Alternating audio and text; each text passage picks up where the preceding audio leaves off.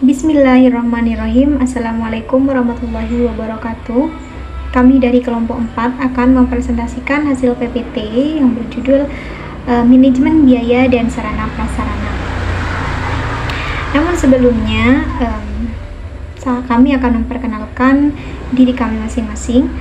Saya Atika Aljana Puji Lestari sebagai moderator sekaligus pemateri kedua, dan rekan saya Ismail sebagai pemateri pertama. Baik, langsung saja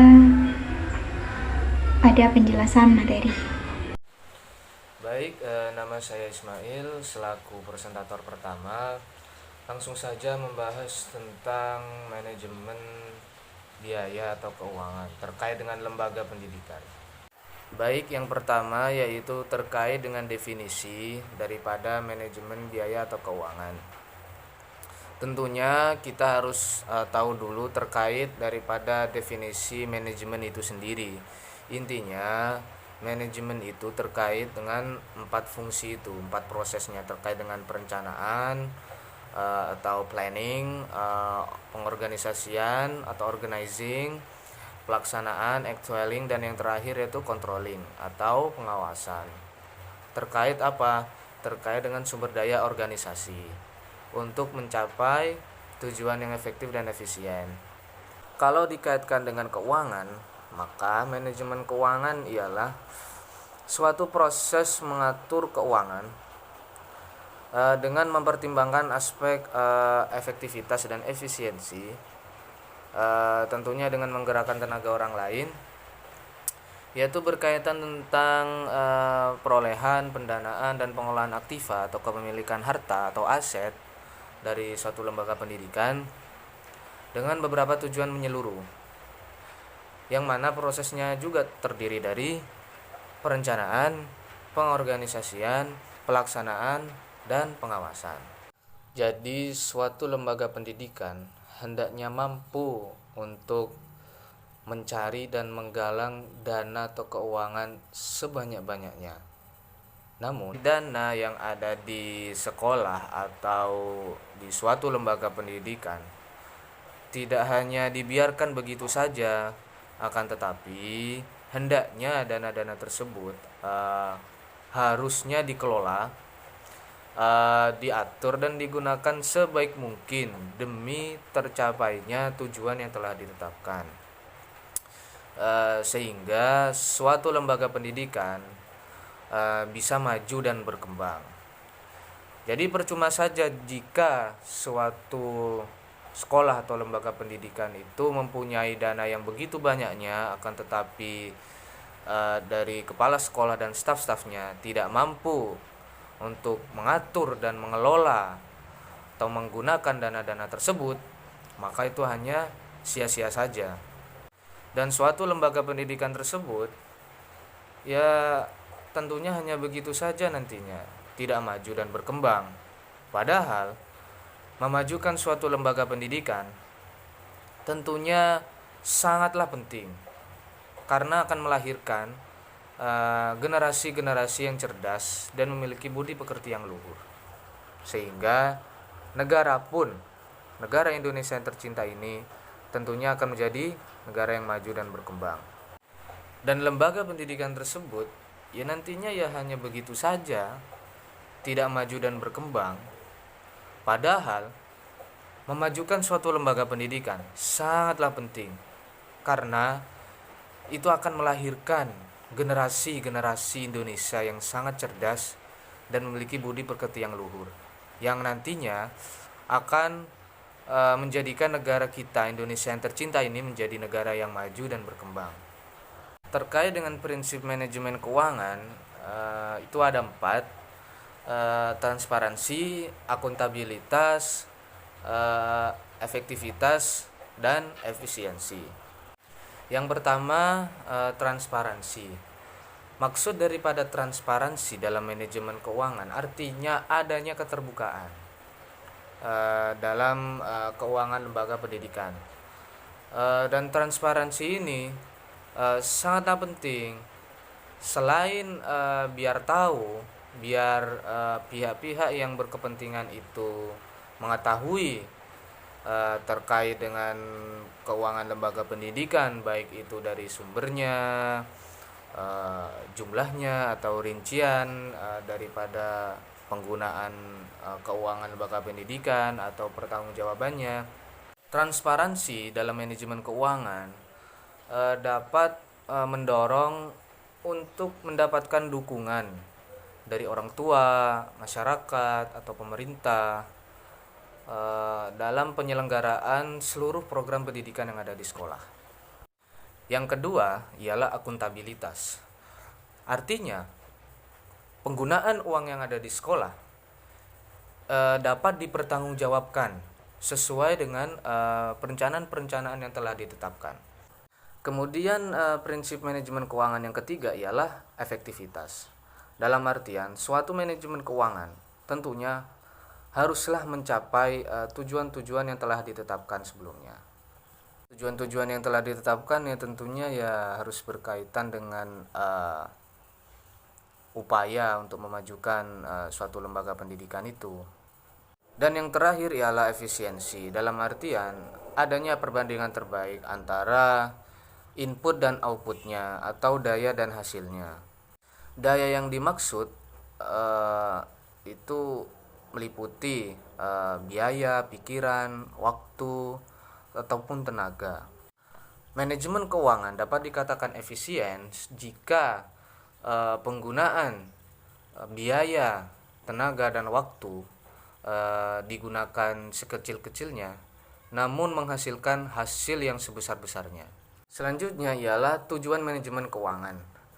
Menurut Kadarman, tujuan daripada manajemen keuangan lembaga pendidikan tentunya jika melihat dari 3 tujuan tersebut dapat disimpulkan bahwasanya tujuannya yang meningkatkan prinsip-prinsip manajemen keuangan barusan, seperti meningkatkan transparansinya, akuntabilitasnya, efektivitasnya maupun efisiensinya. Selain itu, manajemen keuangan juga bertujuan untuk meminimalisir penyalahgunaan anggaran-anggaran sekolah.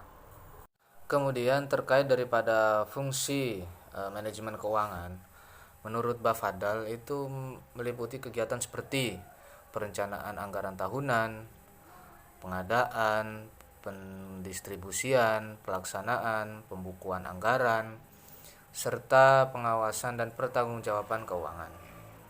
Selanjutnya ialah proses atau tahapan daripada manajemen keuangan yang ada di sekolah atau lembaga pendidikan.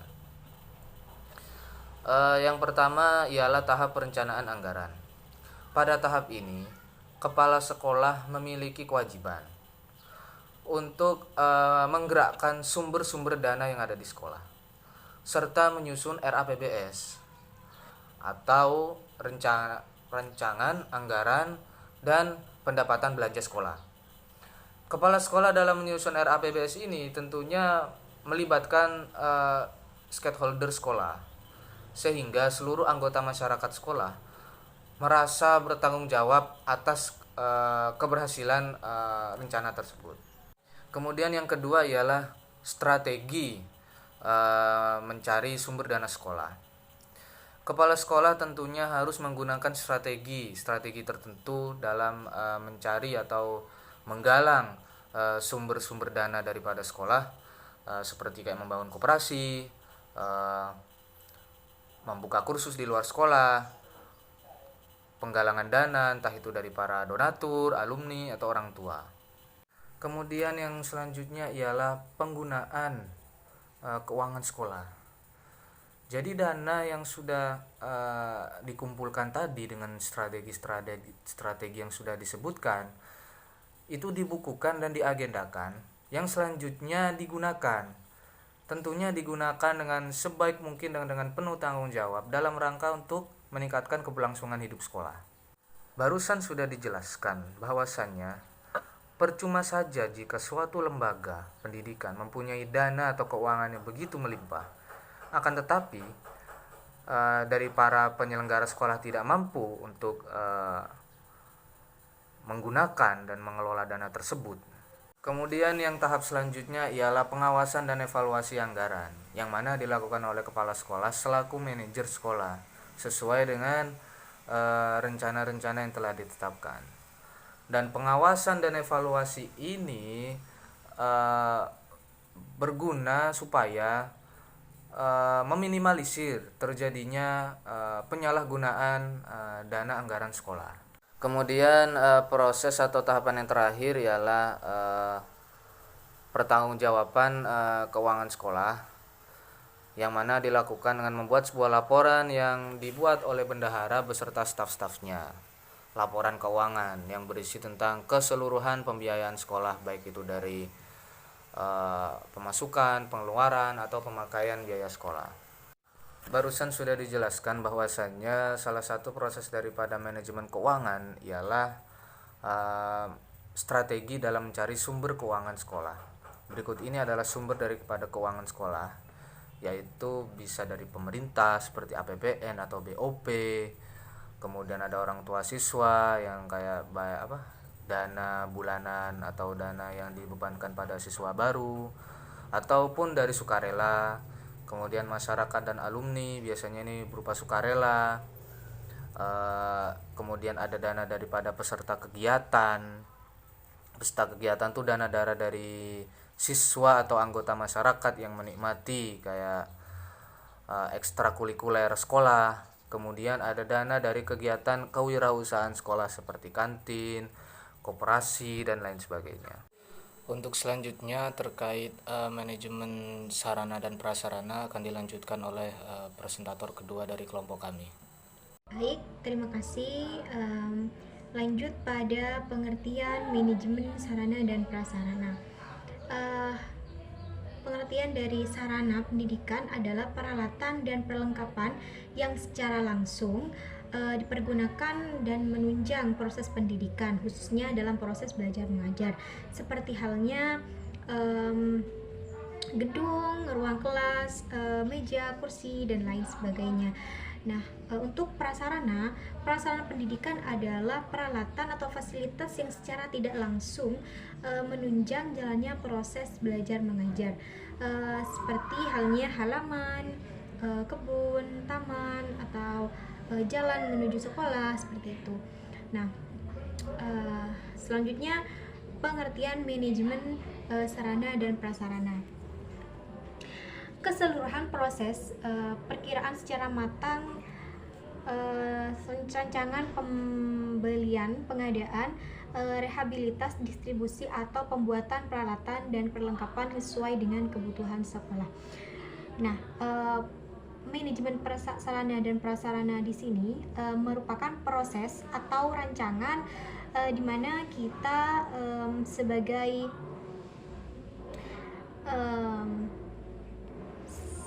sarana prasarana sekolah dituntut untuk membuat peralatan atau perlengkapan yang sesuai dengan kebutuhan yang akan kita butuhkan di sekolah nantinya, seperti itu. Adapun di sini prinsip dari manajemen sarana prasarana. Nah, prinsip yang pertama, pencapaian tujuan. Pada dasarnya manajemen sarana dan prasarana ini adalah dilakukan dengan maksud agar semua fasilitas di sekolah itu siap untuk digunakan atau siap untuk dipakai. Nah, yang kedua, prinsip efisiensi. Dalam prinsip efisiensi berarti bahwa pemakaian semua fasilitas sekolah hendaknya dilakukan dengan sebaik-baiknya sehingga dapat mengurangi pemborosan, seperti itu. Prinsip administratif, yaitu prinsip administratif berarti semua perilaku pengolahan sarana dan prasarana pendidikan di sekolah hendaknya selalu memperhatikan undang-undang, peraturan, instruksi, dan pedoman yang telah diberlakukan oleh pemerintah. Nah, yang keempat, prinsip kejelasan tanggung jawab. Di Indonesia ini tidak sedikit adanya lembaga pendidikan yang sangat besar dan maju. Nah, oleh karenanya sarana dan prasarananya sangat banyak sehingga manajemennya melibatkan banyak orang. Nah, yang terakhir, prinsip kekohesifan, yaitu Prinsip ini berarti manajemen perlengkapan pendidikan di sekolah hendaknya terrealisasikan dalam proses kerja sekolah yang sangat kompak. Untuk poin selanjutnya yaitu tujuan dari manajemen sarana dan prasarana. Yang pertama, untuk mengupayakan pengadaan sarana dan prasarana sekolah melalui sistem perencanaan dan pengadaan yang hati-hati dan seksama. Jadi adanya manajemen sarana dan prasarana ini untuk memberikan sarana dan prasarana yang baik terhadap kebutuhan sekolah dan dengan dana yang efisien. Yang kedua, untuk mengupayakan pemakaian sarana dan prasarana sekolah secara tepat dan efisien. Nah, yang terakhir, untuk mengupayakan pemeliharaan sarana dan prasarana pendidikan sehingga keberadaannya nanti dalam kondisi siap dipakai setiap dibutuhkan oleh sekolah, seperti itu. Dan untuk selanjutnya yaitu fungsi dari manajemen sarana dan prasarana. Yang pertama, perencanaan atau analisis kebutuhan. Yang kedua, pengadaan. Setelah direncanakan baru diadakan, dan setelah itu penginventarisasian. Nah, yang keempat, penggunaan atau pemanfaatan sarana dan prasarana. Nah, setelah dimanfaatkan lalu pemeliharaan atau dijaga dengan baik. Yang keenam, penghapusan jika sudah tidak diperlukan, dan yang terakhir pertanggungjawaban, seperti itu. Untuk poin yang terakhir yaitu proses manajemen sarana dan prasarana. Yang pertama, perencanaan sarana dan prasarana pendidikan. Perencanaan ini merupakan seperangkat keputusan yang diambil dalam menentukan kegiatan yang hendak dilakukan pada masa yang akan datang. Jadi perencanaan ini yaitu rencana di mana di situ menghasilkan keputusan untuk menentukan kegiatan yang akan dilaksanakan untuk masa yang akan datang. Nah, yang kedua, pengadaan sarana dan prasarana pendidikan. Pengadaan sarana dan prasarana pendidikan merupakan suatu upaya yang dilakukan dalam pemenuhan kebutuhan. Nah, untuk kelancaran dalam proses pendidikan di sekolah. Nah, pengadaan setelah kita merencanakan, maka setelah kita merencanakan baru pengadaan, yaitu diadakan apa yang sudah direncanakan demi kelancaran proses pendidikan dalam satu sekolah. Nah, yang ketiga, pendistribusian. Pendistribusian atau penyaluran perlengkapan merupakan kegiatan pemindahan barang dan tanggung jawab dari seorang penanggung jawab penyimpanan kepada unit-unit atau orang-orang yang membutuhkan barang itu. Nah, yang keempat, inventarisasi sarana dan prasarana pendidikan. Inventarisasi dapat diartikan sebagai pencatatan dan penyusunan barang-barang milik negara secara sistematis, tertib dan teratur berdasarkan ketentuan-ketentuan atau pedoman-pedoman yang berlaku. Nah, inventarisasi ini merupakan pencatatan atau penyusunan barang-barang milik negara, seperti itu, secara tersusun, tertib, sistematis. Nah, untuk selanjutnya, penggunaan sarana dan prasarana. Suatu barang atau benda yang dimiliki harus jelas kegunaannya sehingga barang atau benda tersebut dapat dimanfaatkan secara tepat. Nah, untuk selanjutnya, pengawasan dan pemeliharaan sarana dan prasarana pendidikan di sekolah. Pengawasan dan pemeliharaan sarana dan prasarana pendidikan di sekolah dijalankan untuk menjaga atau memelihara dan memanfaatkan sarana dan prasarana secara baik. Nah, yang terakhir yaitu penghapusan. Penghapusan sarana dan prasarana merupakan kegiatan pembebasan sarana dan prasarana dari pertanggungjawaban yang berlaku dengan alasan yang dapat dipertanggungjawabkan, seperti itu. Ini adalah beberapa referensi yang kami ambil untuk pembuatan PPT ini, dan kami harap penonton atau audiens bisa memberikan saran dan kritik bagi kami, karena saran dan kritik bagi kami sangatlah penting. Oke, terima kasih. Sekian dari kelompok kami. Selesai menjelaskan manajemen biaya dan sarana dan prasarana. Apabila ada kata dan salah dari kelompok kami mohon maaf. Sekian kami undur diri. Wabillahi taufiq wal hidayah. Wassalamualaikum warahmatullahi wabarakatuh.